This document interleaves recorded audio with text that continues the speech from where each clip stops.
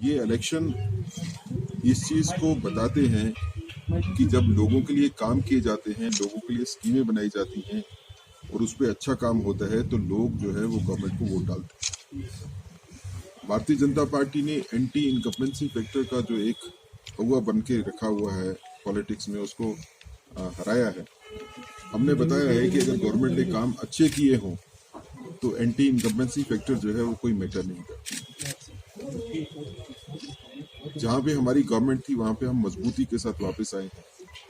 उत्तर प्रदेश में भारतीय जनता पार्टी की गवर्नमेंट बनना एक बहुत इम्पॉर्टेंट जो है फैक्टर है पॉलिटिकल सिनेरियो में रिसेंटली, और इससे 2024 के जो इलेक्शन पार्लियामेंट में होंगे उसमें भारतीय जनता पार्टी उम्मीद करती है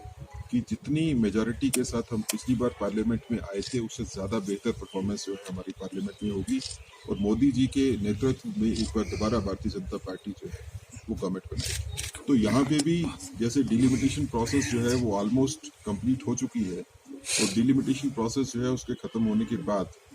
जैसे कि होम मिनिस्टर साहब ने कहा है कि यहाँ पे फौरन उसके बाद जो है वो इलेक्शन 6 महीने से लेकर 8 महीने के बीच में होंगे।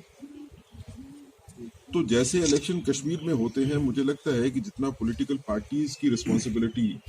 उस इलेक्शन में होगी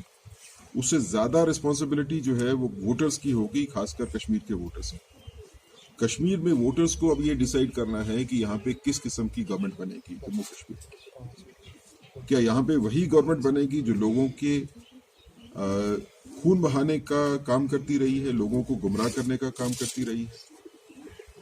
या अब यहाँ पे वो गवर्नमेंट बनेगी जो कि यहाँ पे अमन लाएगी, यहाँ पे खुशहाली लाएगी। भारतीय जनता पार्टी का ये मानना है कि जो जानबूझ के अफवाहें उड़ाई गई आज तक लोगों को गुमराह करने के लिए कि भारतीय जनता पार्टी जो है उसकी कश्मीर में बेस नहीं है, कश्मीर के लोगों में बेस नहीं है, वो बिल्कुल उसका कोई रीजन नहीं है उस पर बिलीव करने का। भारतीय जनता पार्टी ने जम्मू में भी और कश्मीर में दोनों जगह लोगों के लिए काम किया है। ये हमारे लिए भी चिंता का विषय है, और खासकर जो पॉलिटिकल फील्ड में काम करने वाले हैं, जब उनकी टारगेटेड किलिंग होती है तो उस किलिंग का मकसद होता है कि जो पॉलिटिकल प्रोसेस एक शुरू हुई है उसको डीरेल करने के लिए। लेकिन मुझे लगता है कि जितनी